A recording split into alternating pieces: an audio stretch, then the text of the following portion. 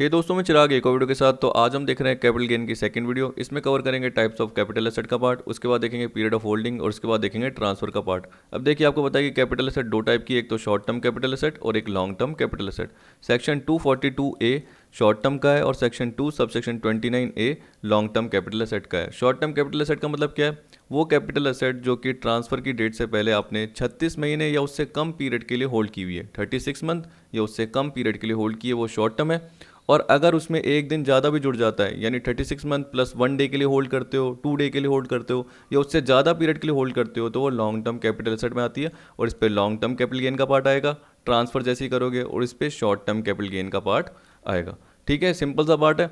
लेकिन देखिए, एक्सेप्शन भी होता है कि 36 मंथ की जगह 24 मंथ का पार्ट भी आ सकता है और 12 मंथ का पार्ट भी आ सकता है, जो कि हमने एक्सेप्शंस के फॉर्म में कवर कर लिया है। सिंपल सा पार्ट है। अगर देखिए, अगर आप 36 मंथ का एक एग्जांपल सोचना चाहते हैं, तो आपने कोई भी जैसे फर्नीचर, मशीन या ज्वेलरी मान के चलिए 1 अप्रैल 16 को खरीदी और उसको आपने 31 मार्च 19 तक होल्ड किया हुआ है। ठीक है, याद रखना। और आपने 1 अप्रैल 19 को बेच दिया, तो ट्रांसफ़र की डेट पीरियड ऑफ होल्डिंग में इंक्लूड नहीं की जाती। याद रखना, ट्रांसफ़र की डेट पीरियड ऑफ होल्डिंग में इंक्लूड नहीं की जाती। तो इसका मतलब आपने इसको 36 मंथ ही होल्ड किया हुआ है, तो इसका मतलब वो शॉर्ट टर्म कैपिटल एसेट है। और जब आप बेचोगे तो उस पर जो भी गेन होगा वो शॉर्ट टर्म कैपिटल गेन में आएगा। और आपको पता है कि शॉर्ट टर्म कैपिटल गेन और लॉन्ग टर्म कैपिटल गेन के लिए टैक्स रेटें क्या होती है? अलग अलग होती है। ठीक है, तो अगर आपने इसको मान के चलिए कि 1 अप्रैल 19 तक होल्ड किया होता, तो इसका मतलब उसमें एक दिन ज़्यादा जुड़ गए। और उसके बाद अगर आप उसको 2 अप्रैल को बेचते, तो इसका मतलब आपने 36 मंथ प्लस 1 डे के लिए उसको होल्ड किया हुआ है, तो इसका मतलब वो 36 मंथ से ज़्यादा हो गई, तो वो लॉन्ग टर्म कैपिटल एसेट कहलाएगी और इस पर लॉन्ग टर्म कैपिटल गेन का पार्ट आएगा। ठीक है, तो ये बोल रहा है it means A capital asset है, सॉरी, तो it means A capital asset held by an assessee for not more than 36 months immediately before the date of transfer। तो वही बोल रहा है नॉट मोर देन 36 मंथ, इसका मतलब क्या हो गया? 36 महीने या उससे कम पीरियड के लिए। और लॉन्ग टर्म के लिए क्या दे रखा है? A capital set which is not a short term capital asset is a long term capital asset. इसका मतलब जो 36 महीने से ज़्यादा के लिए होल्ड की गई है, तो इसका मतलब 36 मंथ 1 डे भी हो गया, तब भी एक तरीके से वो लॉन्ग टर्म कैपिटल एसेट में आ जाएगी और उस पर जो भी गेन होगा वो लॉन्ग टर्म कैपिटल गेन के फॉर्म में आएगा। एक्सेप्शन में क्या दे रखा है? उस 36 की मंथ की जगह 12 मंथ का पार्ट या 24 मंथ का पार्ट आ गया। तो देखिए, बोल रहा है in the following cases an asset shall be termed as short term capital asset if it is held for not more than following period before the date of transfer.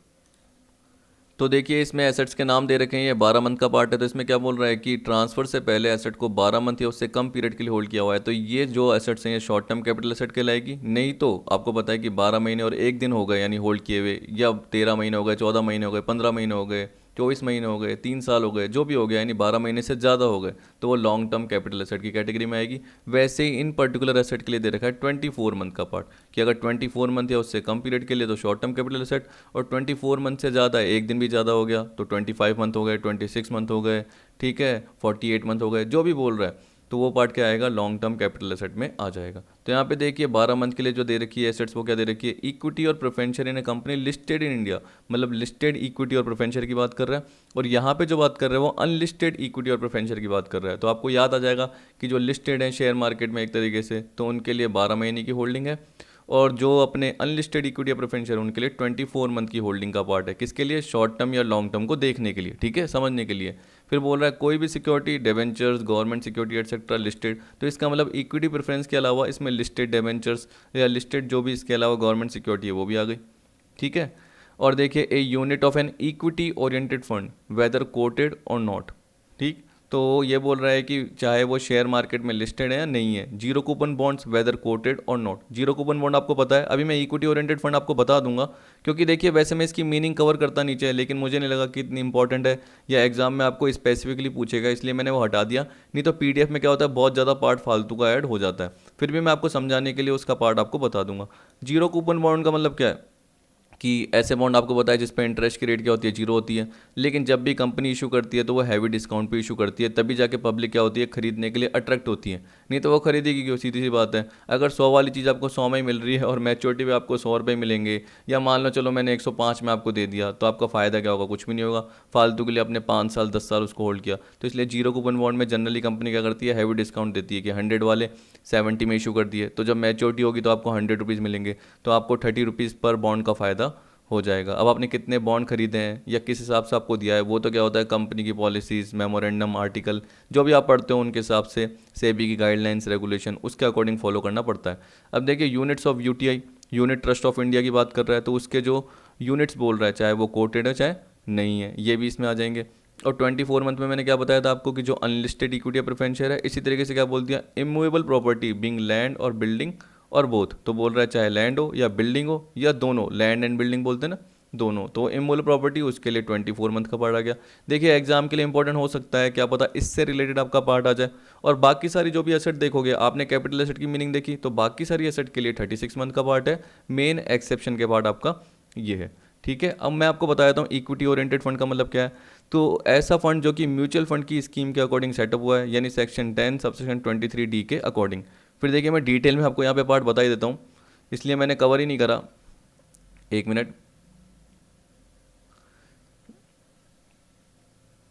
अब ठीक है, देखिए क्या बोल रहा है, आपको ऐसे दिख जाएगा कि it means a fund setup under a scheme of mutual fund specified under section 10 subsection 23D and in case where the fund invest in the unit of another fund which is traded on a recognise stock exchange. तो ये बोल रहा है and इसके साथ क्या है कि इन केस जो कि फंड आपने सेटअप किया वो क्या करता है, अपने जो भी अमाउंट मिलता है पब्लिक से, जो भी अमाउंट मिला उसको कहाँ इन्वेस्ट कर रहा है, किसी अनदर फंड में जो कि रिकॉग्नाइज स्टॉक एक्सचेंज में ही ट्रेडेड है। दूसरे फंड में क्या कर रहा है, इन्वेस्ट कर रहा है। और जिस फंड में इन्वेस्ट किया है तो उसमें कितना अमाउंट इन्वेस्ट किया, कह रहा है minimum of 90% of total proceed of such fund is invested in the unit of such other fund. तो इसका मतलब इक्विटी ओरिएंटेड फंड में जो भी पैसा मिलेगा, ठीक है, तो ये बोल रहा है कि उसका मिनिमम 90% जिस भी अदर फंड में जो कि रिकॉग्नाइज स्टॉक एक्सचेंज है वहाँ पे हम इन्वेस्ट कर रहे हैं। और जिस फंड में हमने इन्वेस्ट किया है वो क्या कर रहा है, वो भी अपने जो भी पैसा मिला है, जो भी टोटल प्रोसीड है उसका 90% इक्विटी शेयर में इन्वेस्ट कर रहा है। कौन से इक्विटी शेयर में, डोमेस्टिक कंपनी में। और डोमेस्टिक कंपनी कौन सी है, लिस्टेड है। लिस्टेड का मतलब वही रिकॉग्नाइज स्टॉक एक्सचेंज में वो लिस्टेड होगी, अनलिस्टेड नहीं होगी। इसका मतलब ये बोल रहा है कि इक्विटी ओरिएंटेड फंड जो भी सेटअप हुआ है उसका जो भी पैसा आया वो किसी अदर फंड में हुआ, ठीक है। और अदर फंड में जो भी हुआ है वो कितना हुआ है, ये बोल रहा है कि minimum of 90% of total proceed of such fund is invested in the unit of such other fund. तो इसका मतलब क्या हुआ, जो इक्विटी ओरिएंटेड फंड का मिनिमम 90% है वो इस अदर फंड में इन्वेस्ट हुआ है। और जो अदर फंड है ये भी क्या कर रहा है कि अपनी जो भी टोटल प्रोसीड है उसका 90% डोमेस्टिक कंपनी यानी लिस्टेड डोमेस्टिक कंपनी के इक्विटी शेयर में इन्वेस्ट कर रहे हैं, ये आ गया।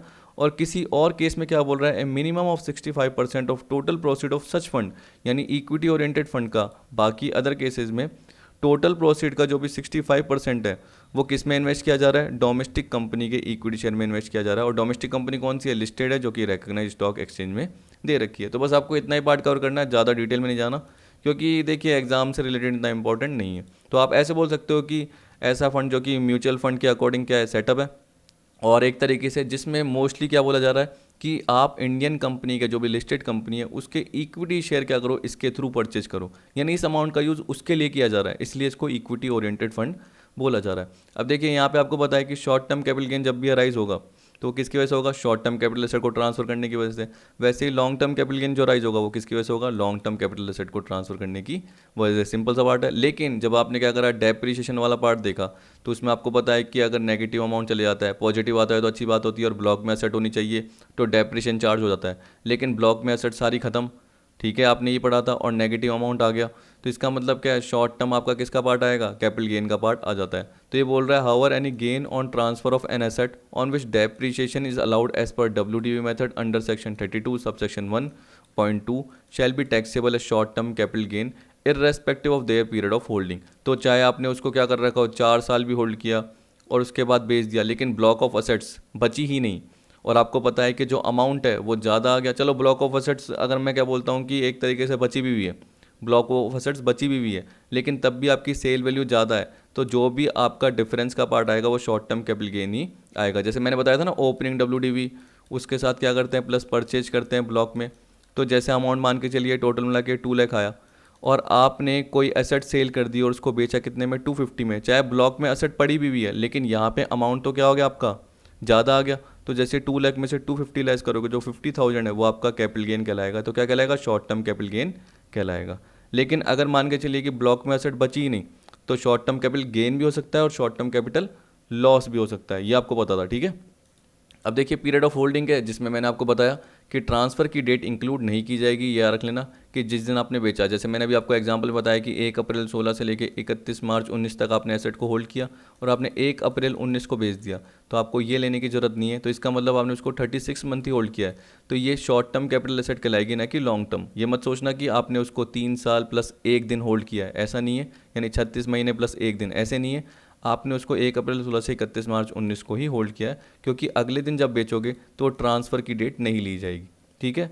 उसी तरीके से बोल रहा है कि अगर लिक्विडेशन का पीरियड है, पीरियड आफ्टर लिक्विडेशन, ठीक, तो उसको एक्सक्लूड किया जाएगा जब भी हम पीरियड ऑफ होल्डिंग की बात करेंगे। देखिए यहाँ बोल रहा है while computing the period of holding of any capital asset the following points are to be consider to decide the nature of asset whether short term और लॉन्ग टर्म। अगर ये बोल रहा है कि पीरियड आफ्टर लिक्विडेशन, तो कह रहा है in case of shares if company goes into liquidation the period after the date of commencement of liquidation is to be excluded. तो जैसे ही बोल रहा है कि लिक्विडेशन का पीरियड कमेंस हुआ, उसके बाद का, सॉरी, लिक्विडेशन की जैसे डेट कमेंस हुई, स्टार्ट हुई, उसके बाद के पीरियड को नहीं लिया जाएगा शेयर्स के लिए या जिन भी पार्ट के लिए बोल रहा है। फिर देखिए डेट ऑफ ट्रांसफर की बात कर रहे हैं तो क्या बोल रहा है, for calculating the period of holding of a capital asset the date on which the asset is transferred is to be excluded. मैंने बता दिया आपको एग्जाम्पल के साथ। फिर देखिए बोल रहा है conversion of preference share into equity share, उसमें क्या होता है, इसमें देखिए बोल रहा है in such case period of holding includes the period for which the preference shares were held by the assessee. तो इसका मतलब क्या हो गया कि अगर आप इक्विटी शेयर को बेच दोगे, क्योंकि प्रेफरेंस शेयर कन्वर्ट करके इक्विटी शेयर में हो गए, इक्विटी शेयर को बेचोगे, तो जब हमें होल्डिंग पीरियड देखना पड़ेगा कि कितने साल होल्ड किया है, तो उसमें हम इक्विटी शेयर का होल्डिंग पीरियड देखेंगे और साथ में प्रेफरेंस शेयर का होल्डिंग पीरियड भी कवर करेंगे।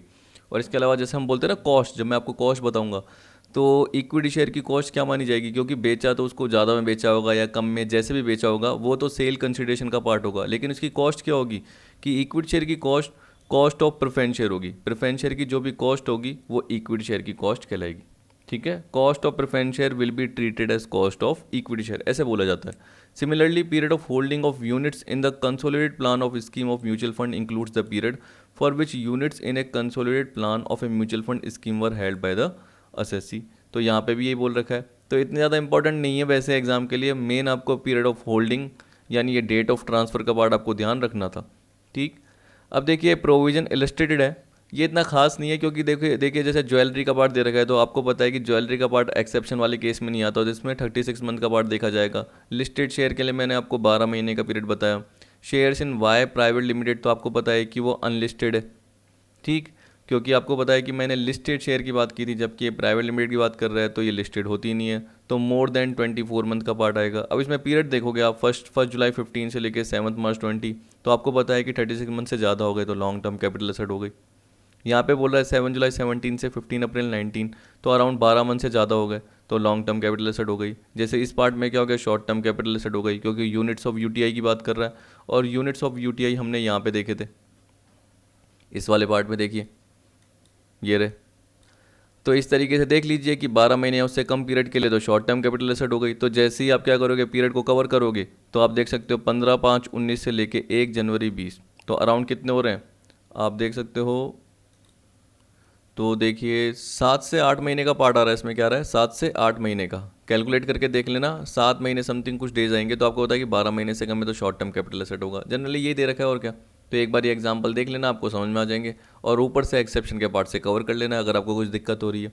अब देखिए यहाँ पे ट्रांसफर का पार्ट दे रखा है सेक्शन 2 सबसेक्शन 47, जैसे मैंने कैपिटल एसेट की आपको बताया था सेक्शन क्या था 2 सबसेक्शन 14, तो इसके लिए क्या सेक्शन 2 सबसेक्शन 47।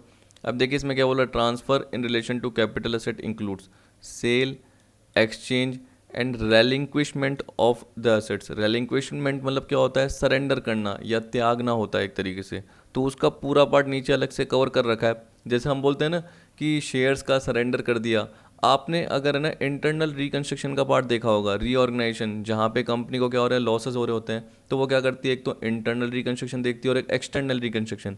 एक्सटर्नल में क्या होता है, अमालगमेशन का पार्ट आ गया, एब्जॉर्प्शन का पार्ट आ गया, आपने जनरली कवर किया होगा, ठीक है, यानी नॉर्मल हम अमालगमेशन की अकाउंटिंग बोलते हैं उसको। लेकिन इंटरनल रिकंस्ट्रक्शन का मतलब क्या हुआ कि कंपनी कहीं ट्रांसफर नहीं हो रही, कंपनी ये नहीं कि दूसरी कंपनी में कन्वर्ट हो रही है, वो अपनी ही कंपनी को क्या कर रही है, रीऑर्गेनाइज कर रही है, अपनी जो भी क्या हो रही है, जैसे बोल सकते हैं लॉसेस हो गए या लाइबिलिटीज़ के पार्ट है उसको कम करने की कर रही है। तो जो भी लाइबिलिटीज़ का पार्ट है, यानी जो भी हम बोल सकते हैं सप्लायर हो गए डिबेंचर होल्डर हो गए, उनको क्या बोलेगी कि कम पेमेंट लीजिए आप, यानी कम एक्सेप्ट कीजिए और बाकी अमाउंट सरेंडर कर दीजिए। वैसे शेयर होल्डर को क्या बोलेंगे कि आपको अपने शेयर सरेंडर कर देने हैं। तो एक तरीके से रिक्वेस्ट की जा रही है और सामने वाला भी एग्री हो गया, तो एक तरीके से म्यूचुअल कंसेंट है, आपसी सहमति है। तो रेलिंक्विशमेंट मतलब क्या हो गया एक तरीके से कि सरेंडर करना, एसेट्स का सरेंडर करना, त्याग करना। Extinguishment of any right in an asset का मतलब क्या हो गया, यहाँ पे देखिए एक्सटिंग्विशमेंट का मतलब होता है, तो इसका हिंदी में मतलब होता है समाप्त होना, या हम ऐसे भी बोल सकते हैं डिस्ट्रक्शन, बिल्कुल एंड होना। ऐसे भी बोलते हैं ब्लॉट आउट ऑफ एग्जिस्टेंस, या ऐसे कुछ समथिंग बोलते हैं कि पूरा का पूरा खत्म हो जाना, समाप्त हो जाना। तो यहाँ पे क्या बोल रहा है, एसेट्स पे जो आपका अधिकार है वो समाप्त हो गया। ठीक है, तो इसका मतलब अब उस एसेट को और कोई भी यूज़ नहीं कर सकते। जैसे हम क्या बोल रहे हैं, एक लाइसेंस आपके पास वो कैंसिल हो गया, तो उस लाइसेंस को कोई और यूज़ नहीं कर पाएगा क्योंकि लाइसेंस का कैंसिलेशन हो गया है। जैसे आप शेयर की बात करते तो शेयर्स क्या हो गए, फॉरफिट हो गए। अब देखिए फोर्सफुली किया गया क्योंकि आपने क्या कर दिया, शेयर्स पे जो भी अमाउंट है, ड्यू अमाउंट है, उसका पेमेंट नहीं करा, आपको नोटिस कंपनी ने दिया, आप पेमेंट नहीं कर पा रहे हो, तो उस केस में कंपनी क्या करेगी, आपके शेयर को फॉरफिट कर देगी। तो आपकी म्यूचुअल कंसेंट से थोड़ी किया गया है, वो तो आप पेमेंट नहीं कर पा रहे, तो इसका मतलब क्या हो गया, कैंसिल हो गया। अब क्या कर सकते हो, आप खरीद नहीं सकते या कोई और पर्सन भी खरीद नहीं सकता क्योंकि फॉरफीचर कर दिया गया है। तो जनरली उसको एक्सटिंग्विशमेंट ऐसे बोल दिया जाता है। वैसे देखिए रेलिंक्विशमेंट में क्या बोलता है, मैंने बोला कि सरेंडर किया है, तो म्यूचुअल एक तरीके से कंसेंट होती है कि सामने वाले शेयर होल्डर से कंपनी ने क्या है, रिक्वेस्ट की, एक तरीके से बोला है कि हम क्या कर रहे हैं, रीऑर्गेनाइजेशन कर रहे हैं, तो बाकी शेयर होल्डर भी क्या कर रहे हैं, एक्सेप्ट कर रहे हैं, तो आप भी एक्सेप्ट कर लो। एक तरीके से ऐसे ही हो गया।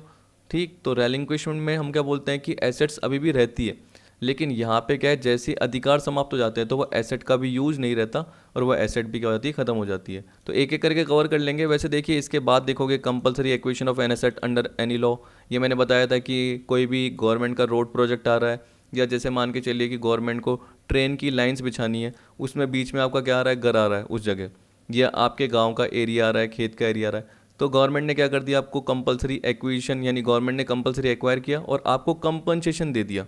तो जो भी कंपनसेशन आपको मिला, तो जिस साल आपको मिलेगा, मैंने आपको बताया था रिसिप्ट, यहाँ पे ट्रांसफ़र का पार्ट नहीं आएगा, होल्डिंग तो देखी जाएगी, वो तो बात की बात है, मैं क्वेश्चन बताऊंगा, लेकिन मैंने क्या बताया, जिस साल आपको कंपनसेशन मिला है उस साल वो टैक्सेबल हो जाएगा कैपिटल गेन के फॉर्म में। तो यहाँ पे देखिए ट्रांसफर की कैटेगरी में ये भी आ रहा है, compulsory acquisition of an asset under any law. अब देखिए हम क्या बोलते हैं, ट्रांसफर का मतलब क्या होता है, सामने वाला और आप तैयार हो एक दूसरे से एक्सचेंज करने के लिए कि आपने अपनी एसेट दी, सामने वाला आपको अमाउंट दे रहा है, लेकिन यहाँ पे क्या हो रहा है, आपसे ज़बरदस्ती किया जा रहा है। एक तरीके से आप ट्रांसफ़र नहीं करना चाहते, लेकिन गवर्नमेंट के अंडर में आपको क्या करना पड़ रहा है, अपनी एसेट को ट्रांसफ़र करना पड़ रहा है।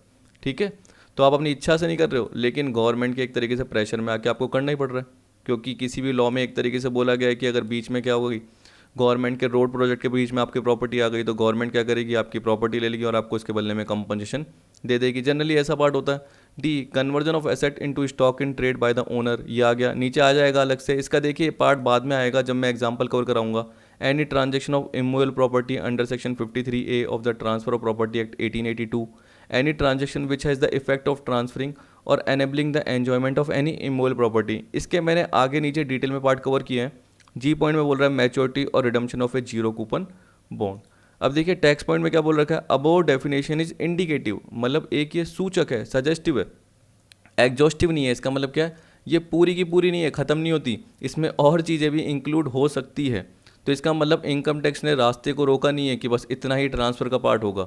इनकम टैक्स एक्ट में क्या बोल दिया कि जो हमने ये मीनिंग दे रखी है ट्रांसफ़र की, डेफिनेशन दे रखी है, इसमें और पार्ट भी आ सकते हैं और समय समय पे आप ऐड कर सकते हो।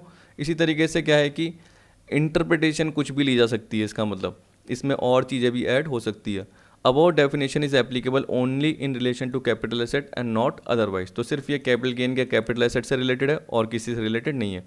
अब देखिए ये बोल रहा है इट ऑल्सो इंक्लूड, क्योंकि देखिए मैं अभी आपको बता रहा हूँ कि एक्सचेंज का मतलब क्या है, रेलिंक्विशमेंट का मतलब क्या है, फिर देखिए एक्सटिंग्विशमेंट का मतलब क्या है, वो सारा पार्ट तो आ रहा है, लेकिन इससे पहले बीच में ये आ गया एक नया part, it also include disposing of और पार्टिंग विद एन एसेट और एनी इंटरेस्ट देन। तो ये बोल रहा है कि ट्रांसफर में इसको भी इंक्लूड किया जाता है।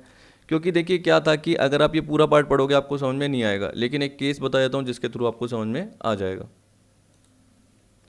तो देखिए आपने एक केस सुना होगा, वोडाफोन केस हम बोलते हैं, आपने 2012 समथिंग में ये केस सुना होगा। तो Vodafone versus Union of India, UOI के बीच में जनरली केस था। तो केस में क्या था, मैं छोटा सा पार्ट आपको बता देता हूँ कि एक HITL, ठीक है, हचिसन इंटरनेशनल टेलीकॉम लिमिटेड नाम से एक कंपनी थी बाहर की, हांगकांग की समथिंग ये कंपनी थी, ठीक है, और उसका इंडिया में किस नाम से था, हचिसन एसआर लिमिटेड। टेल्को बोलते थे जनरली इसको, क्या बोलते थे, टेल्को। तो आप देखते थे ना, आपने ऐड देखते थे, हच का कुत्ता आता था, यानी हच की कंपनी थी जो सिम ये जनरली बेचने का काम करती थी। तो आपको पता है कि ये हचिसन एसआर लिमिटेड जो इंडिया में थी, तो इसके पास जो HITL हांगकांग की कंपनी थी, इसके पास इसके क्या थे, एक तरीके से मैनेजमेंट के राइट थे, कंट्रोल था, मतलब शेयर्स थे एक तरीके से। हम बोल सकते हैं कि इसके पास यानी HITL के पास हचिसन एसआर लिमिटेड की कुछ एसेट थी। अब देखिए ये बाहर की कंपनी हांगकांग की, और यहाँ पे हम बोल सकते हैं कि ये Indian company Hutchison SR limited, क्योंकि यहाँ पे एक तरीके से रजिस्टर्ड थी, ऐसे बोल दीजिए। इसके जो शेयर्स थे या एसेट थे वो इसके पास थे। अब इसने क्या करे, जो हचिसन एसआर लिमिटेड के जो शेयर्स ये थे वो वोडाफोन PLC नाम से कंपनी को क्या कर दिया, ट्रांसफ़र कर दिए। किसको, वोडाफोन PLC को ट्रांसफ़र कर दिए। तब से आप क्या बोलते थे कि हज कंपनी क्या बन गई, वोडाफोन बन गई, तब से आप बोलते थे और आप वोडाफोन वोडाफोन सुनते रहते थे। फिर उसकी बहुत सारी ऐड भी होने लग गई, तो आपको नाम क्या याद रह गया, वोडाफोन, और हज क्या हो गया, जनरली सब भूल गए। लेकिन हज का कुत्ता सबको याद होगा क्योंकि ऐड में सब सुनते ही रहते थे। अब देखिए हचिसन इंटरनेशनल टेलीकॉम लिमिटेड है, इसने क्या कर दिया, जो इसके राइट थे वो इसको ट्रांसफ़र कर दिए। अब इनकम टैक्स डिपार्टमेंट ने क्या बोला कि ये एक तरीके से क्या एक्सटिंग्विशमेंट ऑफ राइट है, एसेट्स का राइट क्या कर दिया, एक्सटिंग्विशमेंट कर दिया, तो इस पर तो क्या लगेगा, टैक्स का पार्ट अप्लाई होगा। तो वोडाफोन का जो केस चला उसमें एक तरीके से सुप्रीम कोर्ट ने बोला कि ये एक्सटिंग्विशमेंट नहीं है, क्योंकि यहाँ पे जो हो रहा है वो ऑफशोर ट्रांजेक्शन हो रहा है, मतलब इंडिया के बाहर हो रहा है। तो इंडिया में कोई income deem to be arise, या जैसे बोलते हैं ना कि रिसीव्ड या deem to be received, accrued या अराइज बोलते हैं, deem to be accrue arise बोलते हैं, जो भी हम इनकम से रिलेटेड सेक्शन ये सब देखते हैं। तो वो सारा का सारा केस हुआ, उसके हिसाब से बोला कि ऐसा कुछ भी पार्ट नहीं है, क्योंकि जो भी टैक्सेबल पार्ट है वो क्या हुआ, इंडिया के बाहर हुआ है, और जो भी अराइज हुई है वो इंडिया के बाहर हुई है। अब सुप्रीम कोर्ट ने तो केस दे दिया।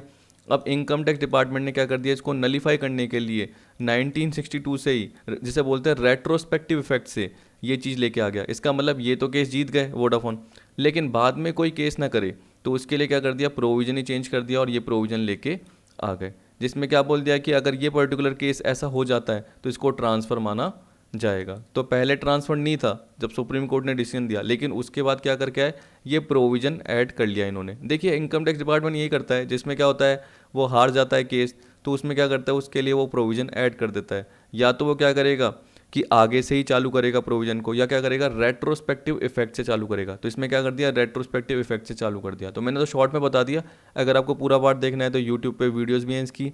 इसके अलावा आप गूगल भी कर सकते हो, गूगल पे समझ में आ गया तो अच्छी बात है, नहीं तो यूट्यूब की वीडियो से आपको बिल्कुल अच्छे ढंग से समझ में आ जाएगा, क्योंकि वो अलग से एक स्पेसिफिक केस है, ठीक है।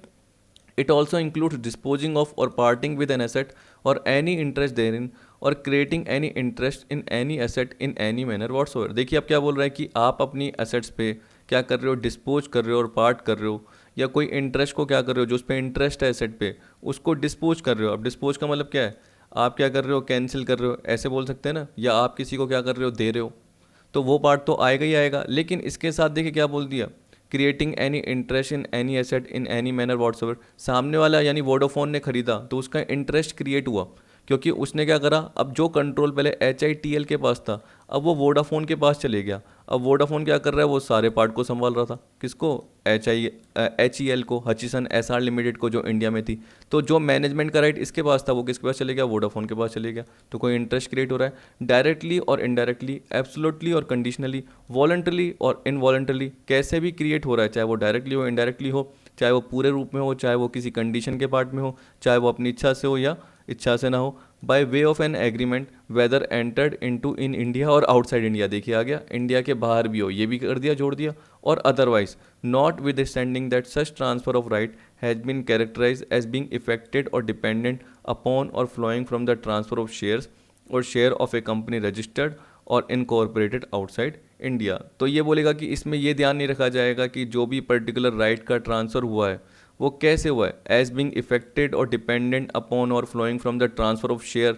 जो भी शेयर्स या शेयर का ट्रांसफ़र हो रहा है वो कंपनी से कहाँ से ट्रांसफर हो रहा है, ट्रांसफ़र हो रहा है जो इंडिया के बाहर से रजिस्टर्ड हुई है। तो दोनों ही कंपनी इंडिया के बाहर रजिस्टर्ड थी, चाहे वो बाहर भी हो, लेकिन यहाँ पे क्या बोल रहा है कि जो भी एग्रीमेंट हुआ है वो इंडिया के अंदर हुआ है या इंडिया के बाहर हुआ है, लेकिन उससे जो इंडियन कोई भी एसेट है उसके कंट्रोल को डिस्पोज किया गया है कहीं और, या जो भी इंटरेस्ट है वो सामने वाली कंपनी ने क्रिएट किया है, तो उस केस में ट्रांसफ़र माना जाएगा। तो थोड़ा टिपिकल था, लेकिन एक बार पढ़ के देख लेना, आपको थोड़ा समझ में आ जाएगा, नहीं तो वो केस याद रख लेना।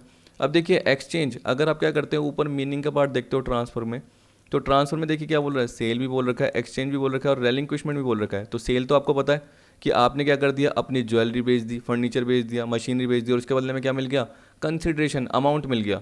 एक्सचेंज में क्या होता है, बार्टर सिस्टम, जिसमें क्या करते हो आप, आपने अपना फर्नीचर बेचा, उसके बदले में सामने वाले ने आपको गोल्ड दे दिया। तो एक्सचेंज का मतलब क्या हो गया, बार्टर सिस्टम हो गया। तो उस बेसिस पे क्या देखी जाएगी, फेयर मार्केट वैल्यू देखी जाएगी। तो यहाँ पे यही बोल रहा है, exchange include barter which means mutual transfer of ownership of one thing for the ownership of another. इसका मतलब सामने वाला भी क्या कर रहा है, हमें कुछ ना कुछ क्या कर रहा है, गुड्स दे रहा है या सर्विस प्रोवाइड कर रहा है। नॉर्मल यही बार्टर सिस्टम का पार्ट हो गया। इसका मतलब जिसको हम बेच रहे हैं वो सामने वाला हमें अमाउंट नहीं दे रहा, उसके बदले में कुछ एसेट दे रहा है। इन केस ऑफ एक्सचेंज दो there is only one transaction the tax liability arises on both the party. तो बोल रहा है कि एक ही ट्रांजेक्शन है लेकिन टैक्स लाइबिलिटी जो भी अराइज हो रही है वो दोनों पार्टीज के लिए अराइज होगी। The sale consideration shall taken as the fair market value of asset received. तो इसका मतलब मैंने क्या बोला कि अगर मैंने फर्नीचर बेचा तो उसकी कॉस्ट मुझे पता है, लेकिन जब मैंने बेचा तो सामने वाले ने मुझे क्या दिया, गोल्ड दिया उसी वैल्यू का, या मान के चलिए कि जो भी सेल वैल्यू उसके अराउंड उसने क्या कर दिया, गोल्ड दे दिया।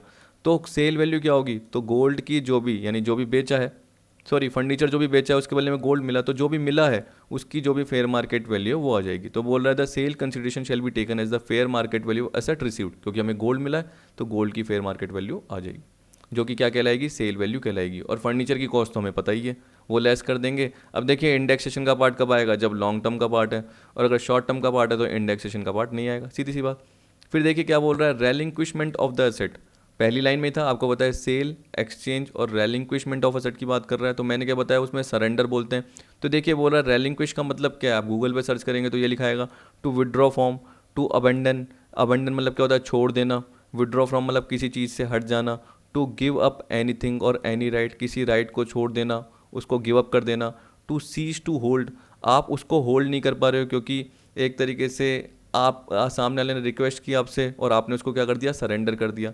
Hence relinquishment means act of surrendering. In other words, it means interest of a person in a property is either given up, abandoned or surrendered, but the property in which the right is relinquished continues to exist. तो मैंने यही बताया था कि आपने तो surrender कर दिया, लेकिन जो प्रॉपर्टी एसेट जिसको आपने सरेंडर किया है वो प्रॉपर्टी अभी भी एग्जिस्ट कर रही है, मतलब अभी भी अवेलेबल है। ठीक है, tax point, right of the assessee in the asset is given up और अबेंडेंट, ये आपको पता है। Asset itself continues to exist after such relinquishment and becomes the property of someone else, यानी वो किसी और के पास भी ट्रांसफ़र हो सकती है। फिर बोल दिया कि जो सरेंडर हो रहा है, मैंने क्या बताया था, म्यूचुअल कंसेंट से होना चाहिए, न कि फोर्सफुली होना चाहिए। फोर्सफुली जनरली इसमें हो सकता है, ठीक है। तो ये बोल रहा है रेलिंक्विशमेंट में there must be mutual consent of the parties, a unilateral action of writing of the claim in the books of account can not be treated as relinquishment. इसका मतलब क्या होता है, बायलैटरल होगा। बायलैटरल का मतलब क्या होता है, दोनों पार्टी आपस में क्या है, सहमत है, म्यूचुअल कंसेंट होगी। यूनिलेटरल मतलब एक साइड से एक्शन नहीं लिया जाएगा। A unilateral action of writing of the claim in the books of account can not be treated as relinquishment, उसको एक्सटिंग्विशमेंट बोला जाता है, क्योंकि सामने वाला क्या कर रहा है, आपके राइट्स को कैंसिल कर रहा है। तो आपकी सहमति तो नहीं है, लेकिन क्यों कर रहा है, क्योंकि आपने कंडीशंस को पूरा नहीं किया, इसलिए सामने वाला क्या कर रहा है, आपके लाइसेंस को कैंसिल कर रहा है। तो इसका मतलब वो यूनिलेटरल एक्शन है। जबकि बायलैटरल ऊपर वाले में दे रखा है, रेलिंक्विशमेंट में दे रखा है म्यूचुअल कंसेंट, तो वो बायलैटरल होता है, जबकि यूनिलेटरल इसमें होता है। तो ये बोल रहा है extinguishment literally means to put a total end to, और टोटल डिस्ट्रक्शन पूरा का पूरा खत्म होना या किसी चीज़ को पूरा खत्म करना, और ब्लॉट आउट ऑफ एग्जिस्टेंस, जो भी एग्जिस्टेंस है उसकी समाप्ति करना, उसको फोड़ देना। एनिहिलेशन का मतलब क्या होता है, विनाश, प्रलय बोलते हैं। तो यहाँ पे हम क्या बोलेंगे, एक तरीके से चीज़ों का खत्म होना, समाप्त होना, ये बोल सकते हैं। तो यह बोल रहा है extinguishment does not mean extinguishment of asset itself, पर इसका मतलब क्या होता है कि एसेट में जो राइट है वो खत्म हो गया, और राइट खत्म होने से एसेट को किसी और को ट्रांसफर नहीं किया जा सकता। तो यहाँ पे ये बोल रहा है but to extinguishment of holder's right to the asset, जो भी होल्डर का एसेट पर राइट था वो खत्म हो गया, and such right can not be held by someone else, और इस राइट को कोई भी और नहीं ले सकता है। अब देखिए इंसिडेंट्स में मैंने क्या बताया, जैसे आपको कैंसिलेशन ऑफ लाइसेंस का पार्ट बताया, मैंने फॉर फीचर का बताया पार्ट आपको, तो वही जनरली इसमें आएगा। इसके अलावा रिडक्शन ऑफ शेयर कैपिटल भी दे रखा है इसमें। अब देखिए इसमें यही दे रखा है, amendment of a project and termination of industrial license shall be treated as transfer. तो ये कैंसिलेशन ऑफ लाइसेंस क्या क्या पार्ट आएगा, एक्सटिंग्विशमेंट का। अब देखिए ट्रांसफ़र में आप क्या करिए, आपको इतना ज़्यादा डिफरेंस सोचने की जरूरत नहीं है, लेकिन कभी एग्जाम में आ गया तो आपको पता रहना चाहिए कि रेलिंक्विशमेंट का मतलब क्या होता है, म्यूचुअल कंसेंट रहती है। आपको सामने वाली कंपनी आके क्या बोल रही है कि सरेंडर कर दीजिए, जबकि एक्सटिंग्विशमेंट में क्या होता है, आपका राइट ही खत्म हो जाता है, समाप्त हो जाता है, डिस्ट्रक्ट हो जाता है, एंड हो जाता है। तो यहाँ पे कैंसिलेशन उसी की बात कर रहा है कि प्रोजेक्ट अबेंड हो गया या इंडस्ट्रियल लाइसेंस क्या हो गया, टर्मिनेट हो गया, तो इसको भी ट्रांसफर माना जाएगा। इसमें चाहे आपको अमाउंट नहीं मिल रहा, लेकिन इसको ट्रांसफर माना जाएगा और उस पर कैपिटल गेन का पार्ट लगेगा। अब क्या कर सकते हैं, लेकिन इसमें बोल रखा है तो उसी तरीके से हमें चलना पड़ेगा। अब देखिए रिडक्शन ऑफ शेयर कैपिटल का part, when a part of the share capital is paid to the share holder by a company, such reduction of share capital shall be treated as extinguishment of proportionate rights in the shares and such shareholder shall be liable to capital gain। तो यहाँ पे क्या कर रही है, एक तरीके से कंपनी शेयर होल्डर को शेयर कैपिटल का कुछ पार्ट पे कर रही है, किसके फॉर्म में, जैसे हम बोलते हैं ना कि कंपनी के बाद जो एक्यूमुलेटेड प्रॉफिट है, तो कंपनी क्या कर रही है, उसको डिस्ट्रीब्यूट कर रही है और शेयर कैपिटल उतने से कम कर रही है, तो वो डीम्ड डिविडेंड माना जाता है। जिसको भी डिस्ट्रीब्यूट हो रहा है वो एक तरीके से क्या हो रहा है, डीम्ड डिविडेंड माना जा रहा है। तो यहाँ पे यही बोल रहा है कि reduction of share capital company ने दे दिया, तो शेयर होल्डर के लिए क्या हो जाएगा, वो कैपिटल गेन के फॉर्म में चार्जेबल हो जाएगा। तो बोला shall be treated as extinguishment of proportionate right in the share and such share holder shall be liable to capital gain when there is reduction of capital by a company and amounts are distributed to shareholder, such amount has two components। देखिए दो होते हैं, distribution attributable to accumulated profit that is chargeable as a deem dividend, जो मैंने आपको बताया under section 2 subsection 22 subsection D. मेरे हिसाब से ये इनकम फ्रॉम अदर सोर्स इस वाले पार्ट में अपना आ जाएगा जो पार्ट है। फिर देखिए distribution attributable to capital that is subject to tax under section 45, charging section है, उसके अकॉर्डिंग क्या हो जाएगा, ये जो भी बोल रहा है कि जो भी डिस्ट्रीब्यूशन किया गया है वो कैपिटल को एट्रीब्यूटेबल है, इसका मतलब कैपिटल कम हो रही है, तो जो भी पार्ट है वो 45 के अकॉर्डिंग आ जाएगा, और जो भी ट्रांसफर आंसर है उसकी कैटेगरी में आ जाएगा और उसके हिसाब से टैक्सेबल हो जाएगा। फॉरफीचर ऑफ शेयर, अब देखिए क्या बोल रहा है, फॉरफीचर और surrender of share indicates extinguishment or relinquishment of right of share holder in such share. जैसे मैंने फॉरफीचर बोला तो नॉर्मली उसको एक्सटिंग्विशमेंट बोल सकते हो, सरेंडर का मतलब क्या हो गया, म्यूचुअल कंसेंट है, तो उसको आप रेलिंक्विशमेंट बोल सकते हो, ठीक है। Which have been forfeited by the company as in commissioner of income tax versus Vania silk mills private limited, it was held that the term extinguishment include all possible transaction which result in the destruction annihilation, मैंने क्या बताया, पिंडा वो क्या बोलते हैं उसको, प्रलय विनाश, ये आ गया। डिस्ट्रक्शन मतलब क्या हो गया, नष्ट होना। टर्मिनेशन मतलब क्या हो गया, खत्म होना। सीजेशन मतलब क्या हो गया, क्लोज होना या एंड होना, ऐसे बोल सकते हैं ना। एंड कैंसिलेशन और cancellation of any right in an asset whether corporeal और इनकॉर्पोरियल, चाहे वो टेंजिबल राइट हो चाहे वो इनटेंजिबल राइट हो, इसकी बात कर रहा है। तो वो अगर ख़त्म हो गया, विनाश हो गया, टूट गया बोल रहा हूँ वैसे, डिस्ट्रक्ट हो गया, कैसा भी पार्ट हो गया, तो वो ट्रांसफ़र के केस में आएगा। Though there is no consideration in case of share forfeiture और सरेंडर, मैंने क्या बोला कि सरेंडर हो गया है, शेयर फॉरफीचर हो गया, जरूरी नहीं कि सामने वाले शेयर होल्डर को अमाउंट मिलेगा ही नहीं, फॉरफीचर में नहीं मिलता, सरेंडर में मिलता ही नहीं है। Still such transaction shall be treated as transfer and liable to capital gain. फिर देखिए compulsory acquisition of an asset under any law, तो आपको पता है कि यहाँ पे जनरली बोल रहा है कि नॉर्मली जब भी सेल होती है तो म्यूचुअल विलफुल एग्रीमेंट होता है दो या उससे ज़्यादा पार्टीज़ के बीच में। इसका मतलब एक तरीके से अपनी इच्छा से एग्रीमेंट होता है, सामने वाला बेचने के लिए तैयार है, आप खरीदने के लिए तैयार हो, ऐसे ही जनरली हो रहा है। लेकिन but for the purpose of section 2 subsection 47 transfer include compulsory acquisition of any property under any law in force, तो किसी लॉ की वजह से आपकी प्रॉपर्टी क्या है, गवर्नमेंट ने ले ली, एक्वायर कर ली, और गवर्नमेंट उसके बदले में क्या दे रही है, आपको कंपनसेशन दे रही है, तो वो फोर्सफुली हुआ एक तरीके से, आपकी इच्छा ही नहीं थी प्रॉपर्टी देने की, लेकिन गवर्नमेंट के बीच में आपका क्या आ गया, यानी गवर्नमेंट के प्रोजेक्ट के बीच में आपकी प्रॉपर्टी आ गई और आपको अपनी प्रॉपर्टी को गंवाना पड़ा। उसके बदले में जो भी आपको कंपनसेशन मिलेगा वो क्या होगा, टैक्सेबल होगा कैपिटल गेन के अंडर में, ये बोल दिया, यानी ट्रांसफर कहलाएगा। फिर बोल रहा है conversion of asset into stock in trade by the owner, तो कोई आपके पास एसेट है, जैसे मैंने बोल दिया कि मेरे पास क्या है, फर्नीचर पड़ा हुआ है घर में, यही तो है। अब मुझे पता है कि मेरा काम क्या है, फर्नीचर खरीदने बेचने का है, तो मैंने उस फर्नीचर को क्या कर दिया, अपने घर से लेके आ गया बिजनेस में और बेचने के लिए रख दिया, तो यहाँ पे एक तरीके से वो एसेट क्या हो गई, स्टॉक इन ट्रेड में कन्वर्ट हो गई। कह रहा है conversion of capital asset into stock in trade by the owner, generally a transfer required 2 or more parties, but in income tax act even 1 parties involvement में कॉन्स्टिट्यूट ट्रांसफर, क्योंकि मैं ही कर रहा हूँ ये सब कुछ। As per section 2 subsection 47(4) where an asset is converted by the owner into or treated by him as stock in trade of the business carried on by him, तो जो भी वो बिजनेस चला रहा है उसमें जो भी वो कैपिटल एसेट है उसको वो क्या कर रहा है, अपने स्टॉक इन ट्रेड में इंक्लूड कर देता है। सच कन्वर्जन और ट्रीटमेंट शैल कॉन्स्टिट्यूट ट्रांसफर। अब उसमें कॉस्ट क्या होगी, ये सब कुछ क्या होगी, वो तो एग्जाम्पल के थ्रू ही आपको पता चलेगा, लेकिन देखिए एग्जाम में आ जाते हैं पॉइंट, इसलिए आपको पता रहने चाहिए। Any transaction of immovable property under section 53A of transfer of property act. तो देखिए आपको पता है कि जब पार्ट परफॉर्मेंस हुआ कॉन्ट्रैक्ट का और इमूवेबल प्रॉपर्टी आपने क्या कर दी, ट्रांसफर कर दी, इसका मतलब अभी पूरा पार्ट नहीं हुआ एग्रीमेंट का, कुछ शर्तें बाकी है। जैसे मैंने बताया कि सेल डीड कन्वर्ट होना बाकी है, कन्वेंस डीड पूरा होना बाकी है, वो ट्रांसफ़र के केस में आपके पास नहीं आई, लेकिन आपने जो ट्रांसफ़र जिसने किया है तो उसको जो भी अमाउंट मिल गया है तो वो क्या हो जाएगा, टैक्सेबल हो जाएगा। कह रहा है any transaction of immovable property in which possession is allowed against part performance of the contract shall be treated as transfer. तो एक तरीके से पोजेशन तो हो ही गया प्रॉपर्टी का, लेकिन जो डीड वीड है वो कन्वर्ट नहीं हुई, तो इसका मतलब एग्रीमेंट अभी भी कुछ ना कुछ बचा हुआ है, कुछ ना कुछ पार्ट परफॉर्मेंस बची हुई है, लेकिन तब भी उसको ट्रांसफर माना जाएगा। Any transaction which has enabled the enjoyment of any immovable property. देखिए इसमें जनरली बोल रहा है any transaction which has the effect of transferring or enabling the enjoyment of any immovable property whether by way of becoming a member of or acquiring shares in a cooperative society company or other association of person or by way of any agreement or any arrangement or in any other manner is treated as transfer.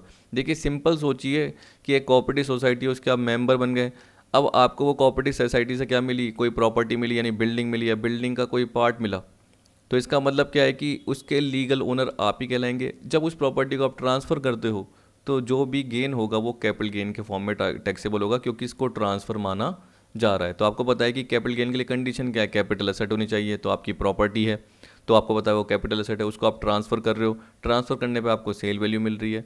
आपको पता है कि जब आप member बने तो आपको जो प्रॉपर्टी मिली फ्री तो नहीं मिली होगी, आपने कुछ कॉस्ट इंकर की होगी, तो जो कॉस्ट का पार्ट है वो लेस हो जाएगा। इस तरीके से जनरली पार्ट आ जाएगा, या जो भी उसकी फेयर मार्केट वैल्यू उस तरीके से आ जाएगा। अब देखिए यहाँ पे यही तो बोल रहा है, property held by member of company, cooperative society or other association of person to whom a building और part thereof is allotted or leased under house building scheme. तो यहाँ पे कोऑपरेटिव सोसाइटी क्या कर रही है, किसी हाउस बिल्डिंग स्कीम, या कंपनी क्या कर रही है, या एसोसिएशन क्या कर रहा है, हाउस बिल्डिंग स्कीम के अंतर्गत अगर बिल्डिंग या उसका पार्ट आपको ट्रांसफ़र कर रही है, मतलब मेंबर को ट्रांसफ़र कर रही है, अलॉट कर रही है, तो ये बोला is treated as deemed owner of that building और पार्ट देयर ऑफ। तो मतलब लीगल ओनर अब कौन माना जाएगा, एक तरीके से वो मेंबर ही माना जाएगा। Under the scheme of owning flats in cooperative housing societies the legal ownership in the flats can be set to the vest in individual member themself and not in the cooperative society. तो इसका मतलब क्या हो गया, एक तरीके से जो ओनरशिप है वो किसके पास हो गई, इंडिविजुअल मेंबर को मानी जाती है, ना कि cooperative society. Therefore for all purposes including attachment and recovery of tax etcetera the individual member should be regarded as the legal owner. तो उसको लीगल ओनर के फॉर्म में माना जाता है, जैसे डीम्ड ओनर बोलते हैं ना वैसे। Tax point, assessee is a member of company, cooperative society or other AOP. देखिए टैक्स पॉइंट का मतलब क्या है कि आपने ऊपर प्रोविजन पढ़ लिए तो शॉर्ट में दे रखा होता है, जिससे आप ये भी पढ़ के जाओगे तो आपको समझ में आ जाएगा। He has been allotted or leased A building on account of such membership. Membership की वजह से उसको क्या किया गया है, ये बिल्डिंग दी गई है, अलॉट की गई है, लीज पे दी गई है, तो बिल्डिंग का डीम्ड ओनर माना जाएगा और ट्रांसफ़र पे जो भी बेनिफिट हो रहा है वो कैपिटल गेन में टैक्सेबल होगा। अब देखिए इसके बाद आ रहा है कि कुछ ट्रांजेक्शन ऐसे होते हैं जो ट्रांसफ़र नहीं माने जाते हैं, आपको पता है। तो यहाँ पे यही दे रखा है सेक्शन 46 एंड 47। तो यहाँ पे बोल रहा है by virtue of section 46 subsection 1 and section 47 the following transaction do not constitute transfer for the purpose of capital gain. अब देखिए इसमें इतने सारे पॉइंट दे रखे हैं, तो मेरे हिसाब से आज की वीडियो में इतने कवर नहीं हो पाएंगे, तो जितने कवर हो सके मैं कर लूँगा और बाकी सारे क्या करूँगा अगली वीडियो में कवर करूँगा। तो अभी कवर कर लेता हूँ थोड़े से, क्योंकि देखिए कितने सारे हैं पॉइंट।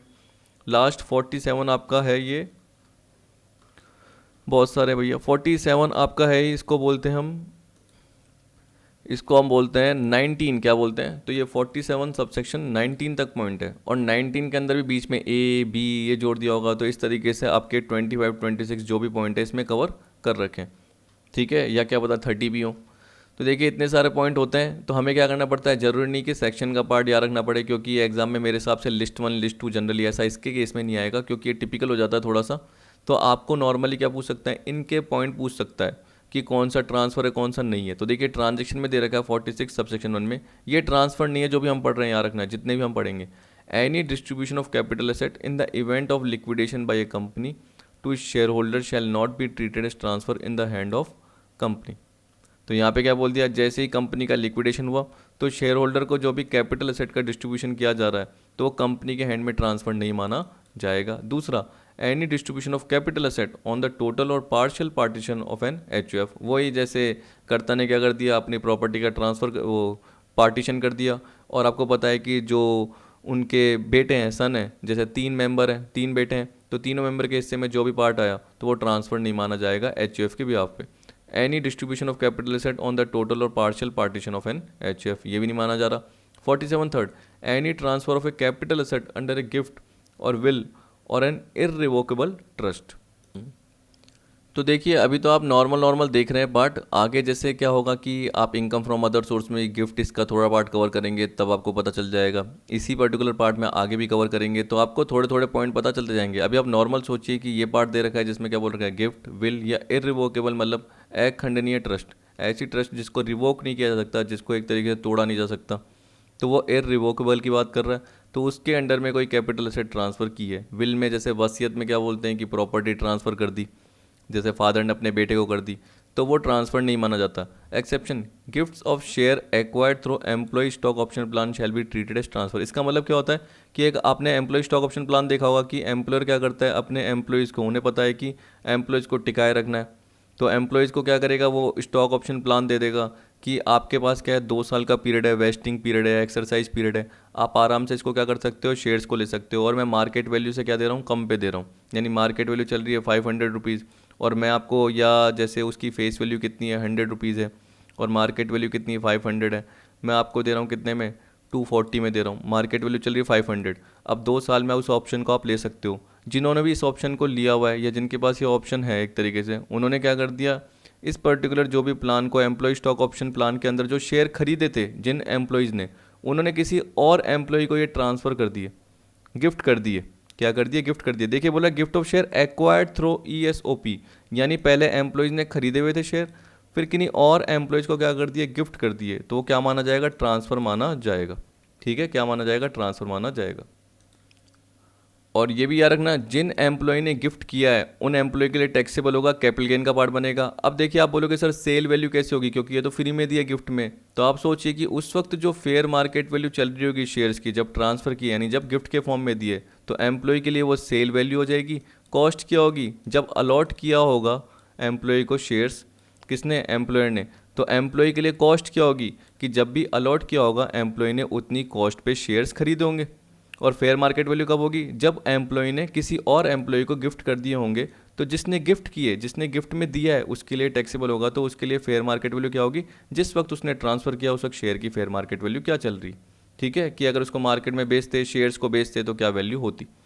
अब देखिए 47 थर्ड का पार्ट हो गया आपका। 47 fourth, any transfer of capital asset by 100% holding company to its Indian subsidy company. अब देखिए होल्डिंग कंपनी क्या होनी चाहिए, 100%, या फिफ्थ में देखिए 100% सब्सिडी कंपनी ने इंडियन होल्डिंग कंपनी को कर दिया, तो होल्डिंग सब्सिडी को कर रही है, सब्सिडी होल्डिंग को कर रही है, लेकिन इसमें याद रखना 100% होल्डिंग की बात कर रहा है, यहाँ पे 100% सब्सिडरी की बात कर रहा है, फुली। ठीक है, फिर 47(6) और याद रखना कि ये ट्रांसफ़र कैपिटल गेन में नहीं आएगा, ये बात कर रहे हैं। कई जने क्या सोचते हैं कि थोड़े पढ़ लेते हैं पॉइंट, उसके बाद ध्यान आता है कि ये तो ट्रांसफ़र कहलाएगा, ट्रांसफ़र कहलाएगा, ट्रांसफ़र नहीं कहलाएगा जो भी हम पॉइंट पढ़ रहे हैं।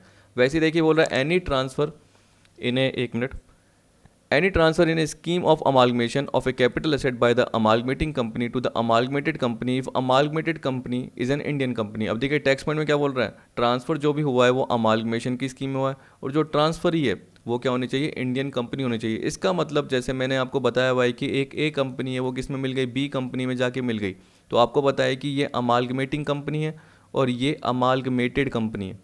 ठीक है, ऐसे भी बोल सकते हो आप कि ये ट्रांसफरर है और ये ट्रांसफरी है। तो इसका मतलब ए कंपनी ने जो भी अपनी कैपिटल एसेट बी कंपनी को ट्रांसफ़र करी है वो इस ट्रांसफ़र वाले पार्ट में नहीं आएगी, ये तो ख़त्म हो जाएगी, और ये जनरली एक तरीके से एग्जिस्टेंस में रहेगी, तो ये ट्रांसफरी कंपनी कहलाती है, ये अमालगमेटेड कंपनी कहलाती है, तो ये इंडियन कंपनी होनी चाहिए। और ये कंपनी क्या कर रही है, ए कंपनी इसको ट्रांसफ़र कर रही है, तो ट्रांसफ़र अमालगमेशन की स्कीम है, और जो ट्रांसफरी कंपनी है बी, ये इंडियन कंपनी होनी चाहिए, बाहर की नहीं होनी चाहिए। ठीक है, वैसे ही 47(6)(a) दे रखा है, तो उसमें क्या दे रखा है, any transfer in a scheme of amalgamation of a capital asset being a share or shares held in an Indian company by the amalgamating foreign company to the amalgamated foreign company if at least 25% of share holder of amalgamating foreign company continue to remain share holder of amalgamated foreign company.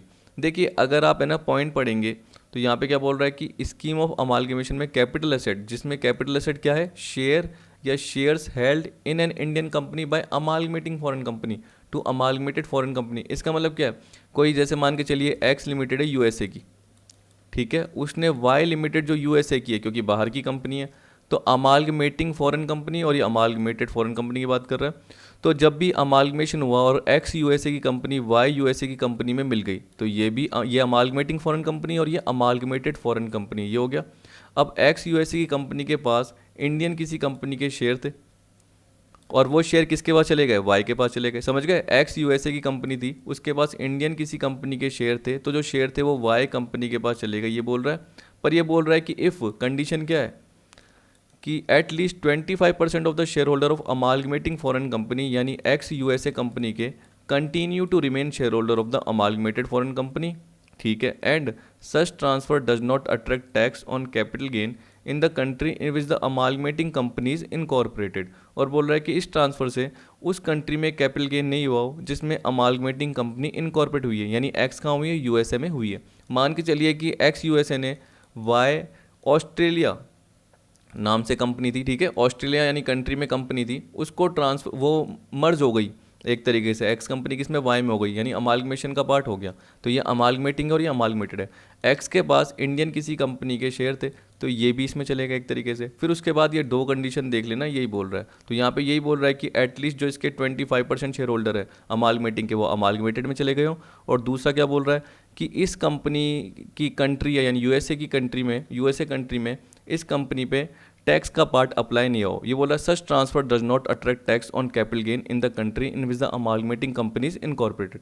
तो यहाँ पे tax का part arise नहीं हो। एक तरीके से हम बोलते हैं ना डबल टैक्स अवॉइडेंस एग्रीमेंट होता है, तो इसलिए बोल रहा है कि टैक्स का पार्ट अराइज नहीं हुआ। तो यहाँ पे ये ट्रांसफर का केस नहीं माना जाएगा। अब देखिए टैक्स पॉइंट में वही जो मैंने ऊपर बताया, यही पॉइंट दे रखे हैं कि such transfer is in a scheme of amalgamation by the amalgamating foreign company to amalgamated foreign company. जैसे मैंने बताया एक्स यूएसए ने वाई यूएसए या वाई ऑस्ट्रेलिया बाहर की जो भी फॉरेन कंपनी है उसके साथ वो मिल गई अमालगमेशन स्कीम में। Transferred asset must be a capital asset being a share or shares held in an Indian company.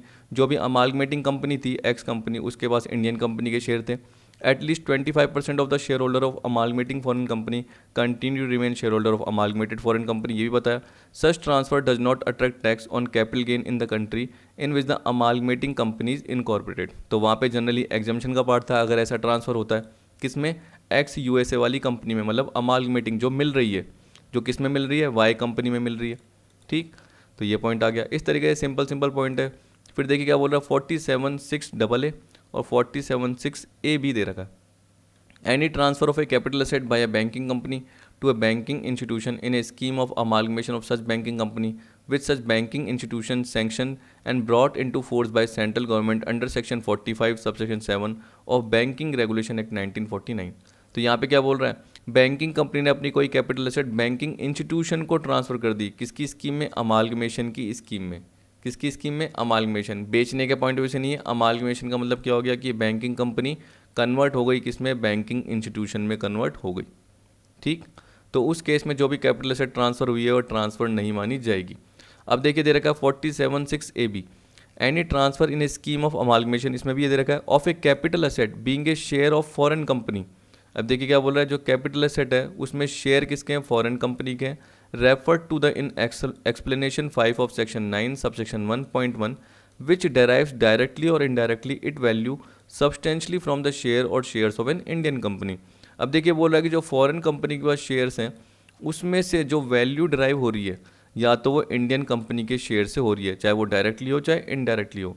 इसका मतलब मैं बोल सकता हूँ कि फॉरेन कंपनी का जो शेयर है उसमें से जो हिस्सा है ज़्यादा वो इंडियन कंपनी का हो सकता है, ठीक है। तो बोल रहा है held by the amalgamating foreign company to the amalgamated foreign company. जो ट्रांसफ़र हुआ है कैपिटल एसेट का और जो शेयर की बात कर रहा है, तो शेयर ये अमालगमेटिंग फॉरेन कंपनी से अमालगमेटेड फॉरेन कंपनी में चले गए हैं। तो जैसे मैंने ऊपर 2 पॉइंट बताया, 2 कंडीशन बताई, इसमें भी सेम यही कंडीशन दे रखी है, क्योंकि यहाँ पे किसकी बात कर रहा है, अमालगमेटिंग फॉरेन कंपनी से अमालगमेटेड फॉरेन कंपनी में जो भी अमालगमेशन का पार्ट हुआ है उसकी वजह से इंडियन कंपनी के जो भी शेयर्स हैं वो ट्रांसफ़र हो गए हैं। तो इस केस में भी यही पार्ट लगेगा जो कि इसी से रिलेटेड है, ठीक है। जो आपका 47(6)(a) दे रखा है इसी से रिलेटेड पार्ट दे रखा है, लेकिन इसमें क्या बोल रहा है, जो वैल्यू ड्राइव की गई है वो डायरेक्टली भी हो सकती है और इनडायरेक्टली भी हो सकती है। और देखिए मैंने एक और पॉइंट इसमें देखा है, यानी जनरली मैंने सर्च किया था तो मुझे पॉइंट मिला था कि यहाँ पे जब आप देखोगे कि आप बोलोगे सर कि ये पॉइंट भी आपको सिमिलर लग रहा है जो आपने 47(6)(a) का पॉइंट बताया, और जो भी आपने 47(6)(a)(b पॉइंट बताया ये भी सेम लग रहा है। देखिए यहाँ पे जनरली जो बोल रहा है उसमें बोल रहा है अमालगमेटिंग जो भी फॉरेन कंपनी है जिसके पास इंडियन कंपनी के शेयर हैं, shares of an Indian company है, यानी एक तरीके से इंडियन असेट्स की जो भी वैल्यू है, इंडियन कंपनी के शेयर की जो भी वैल्यू है वो 10 करोड़ से ज़्यादा होनी चाहिए। अमाउंट में 10 करोड़ से ज़्यादा, या एटलीस्ट ये बोल रहा है कि जो भी फॉरेन कंपनी के पास क्या है टोटल असेट है उसका 50% वैल्यू इंडियन कंपनी के शेयर होने चाहिए। तब जाके हम क्या बोलेंगे जो वैल्यू है सब्सटेंशियली किससे ड्राइव कर रहे हैं, वो इंडियन कंपनी से ड्राइव कर रही है। मतलब अगर मैंने बोला कि एक्स यूएसए की कोई कंपनी है और वाई एक तरीके से ऑस्ट्रेलिया की है, और एक्स यूएसए वाई ऑस्ट्रेलिया की कंपनी में मिल रही है, तो एक्स यूएसए के पास अपनी जो भी टोटल एसेट्स है, शेयर की जो भी टोटल वैल्यू है उसका मिनिमम 50% इंडियन कंपनी के शेयर होने चाहिए, जो कि 50% आपको पता है किस में मिल रहे हैं, वाई में मिल रहे हैं। क्योंकि वाई जैसे ही एक्स को खरीद लेगी, यानी एक तरीके से मर्ज हो जाएगी एक्स कंपनी वाई में, तो एक्स के सारे शेयर चले जाएंगे, तो इंडियन कंपनी के शेयर भी वाई कंपनी में आ जाएंगे। तो इसका मतलब जो वैल्यू है वो 50% मिनिमम तो होनी चाहिए, एटलीस्ट 50% होनी चाहिए। या बोल रहा है कि शेयर की वैल्यू 10 करोड़ तो मिनिमम होनी चाहिए, 10 करोड़ से एक्सीड होनी चाहिए, ऐसे जनरली बोल रहा है। ठीक है, तो ये मैंने कहीं से पॉइंट पढ़ा था इसलिए आपको बता दिया ताकि आपको थोड़ा सा डिफ्रेंशिएट करने में आसानी रहे। फिर देखिए बोल रहा है 47(6)(b) में any transfer in a scheme of demerger of capital asset by demerge company to the resulting company if the resulting company is an Indian company. तो आपको पता है कि जैसे मैंने आपको ये भी बताया था XYZ लिमिटेड है, उसका एक अंडरटेकिंग चले गया यानी बाहर निकल गया और एक्स लिमिटेड के फॉर्म में फॉर्म हो गया। कहने का मतलब आपकी इसमें 3 अंडरटेकिंग थी और उसमें से एक ट्रांसफ़र होकर एक्स लिमिटेड में चले गए और इसकी बस 2 ही बच गई, यही हो गया। तो कुछ ये जो कैपिटल एसेट XYZ लिमिटेड ने अगर ट्रांसफ़र की होगी तो वो ट्रांसफ़र की कैटेगरी में नहीं आएगी। अगर जो ये रिजल्टिंग कंपनी है, क्योंकि ये डीमर्ज हो गई और ये रिजल्टिंग कंपनी हो गई, तो जो एक्स लिमिटेड है वो इंडियन कंपनी होनी चाहिए। जनरली यही पॉइंट इसमें बोल रखा है।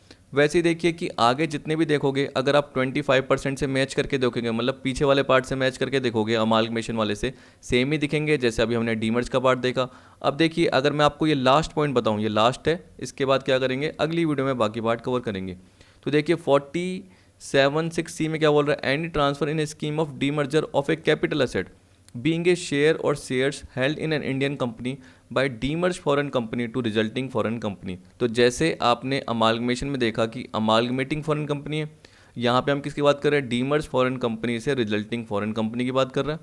ठीक, अब देखिए बोल रहा है any transfer in a scheme of demerger of capital asset, जिसमें कैपिटल एसेट कौन सी है, शेयर है, या shares held in an Indian company by the demerge foreign company. अब जैसे मैं बोल सकता हूँ कि एक XYZ लिमिटेड जो थी ये फॉरेन की थी, यानी XYZ कंपनी है ये फॉरेन की है, यूएसए की, और इसका एक हिस्सा निकल के कोई दूसरी जैसे ABC फॉरेन की कंपनी है, जैसे ऑस्ट्रेलिया की कंपनी है, मैंने एग्जांपल में बोला, तो इसके पास जा रहा है।